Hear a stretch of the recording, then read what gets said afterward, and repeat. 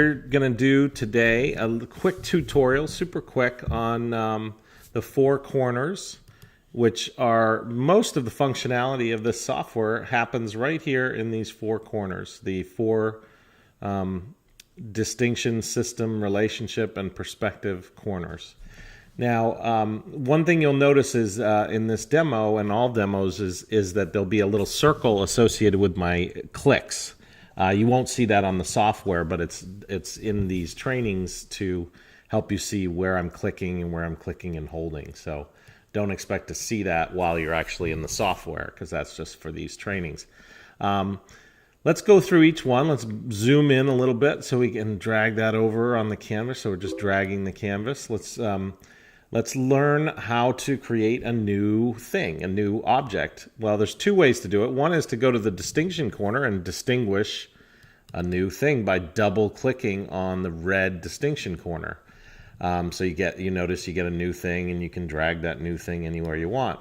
You can also double-click anywhere on the canvas, and you'll get a new distinction, new idea as well. So, and we can select that and go up and delete and get rid of those so that we can keep going. Now, by the way, I mean, you can double click and double click and double click, and it'll just keep making lots more, and you can drag them all around in the position that you want them in. Let's go back, undo, undo, undo. Oh, now it's redoing the undo, sorry. Okay, so let's move that up, and let's go down to S corner, or systems corner, the green corner. And what you'll see here is, again, if you double click, you're going to get a new part idea. And if you double click twice, you get two parts. And if you double click three times, you get three parts. And you'll notice that no matter where you move that hole that the parts are a part of, the parts will move with it. And of course, we can put parts inside of parts. You can put two parts there and two parts there. Now, if you want to change the text, if you click on the text or on the object, you can double click on the text, and we can, change that to dog or cat or whatever. And if we want to change this text, you double click on it and change the text, and then click off of it, and the text that you put in will be secure. All your changes are being saved. You'll notice that all your changes are being saved. Up here it says all changes saved. So as you're doing them, and you'll get a notice if it says if something's happening with your Wi-Fi and the changes aren't being saved, you'll get a nice big notice that says your changes aren't being saved right now. So that's two corners. You also notice a little triangle down here. If you click on that one time, it kind of expands and collapses the parts. So if sometimes you don't want to see all the complexity of the parts, you just expand and collapse by clicking once to open and once to close. You'll also notice that if you click on the object, you can go up here, and we'll do this in another little training, that you can organize the parts in various different ways and different configurations. Okay, so let's not show those parts.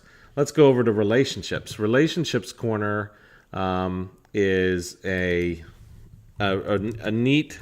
I'm going to change that, new idea. It's a neat corner because you can do two things with it, two different types of relationships, or two different ways to create a relationship, rather.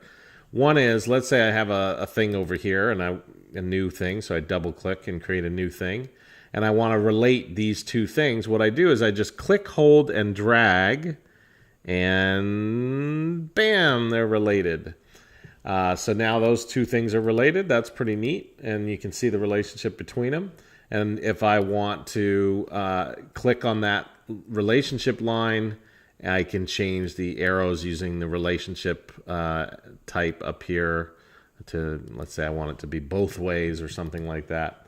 Of course, red is distinction, so if I double click that red circle, I can actually create an object on that line, which is a new distinction that's also a relationship. and I can, name that relationship and stuff like that. And we'll get more into those types of things later. The other thing that we can do is just use R corner to create a new relationship to a thing that doesn't even exist yet. So the first way is relating to things that you've already made, but the other way is to just create that, which is by double clicking. You double click the R corner and you get a new relationship and a new thing that it's related to. And that's kind of neat because it's real easy to create sort of strings of things, or you can double click here and you can get a couple of them in very quickly. You can kind of create networks and things like that. You'll notice that usually has the right arrow to it. If you don't want the right arrow, just go up and make it non-arrow or whatever. So that's kind of neat. Let's go undo, so we can get back to perspective corner. What perspective corner does is it says, hey, let's say I'm looking at the 5 senses, right? I spelt it wrong, senses. And I want to look at 5 senses, smell and hearing and all that kind of stuff. But I want to look at it from different perspectives. Like, how are they different for like a dog, from say a human, right? And, or this could be a widget from the, production of a widget from the perspective of, marketing versus engineering or something like that. It could, could be a million different things. But let's say I want to show that difference in perspective. What I want to do is, I'm going to go over to the P corner. I'm going to click it and hold and just drag, and I'm going to get a perspective. And then over here, I'm going to click and hold and drag and get another perspective. So this is the point, and this is the view, and here's the point, and there's the view. And you'll notice the point has a little eyeball in it, and you can turn the eyeball on and off by just clicking once. And what that does is it just makes it so when you are not mousing over the object, you don't see the lines. But you can still see that the thing is a perspective because it's got the eyeball in there. But the neat thing is if you want to see really quickly what the perspective is, then you can hover over it. That pretty much covers the main 4 functionalities of the software. The rest of it is just getting better at thinking through things, and some of the sort of logistical things we'll talk about in other trainings. Thanks a ton.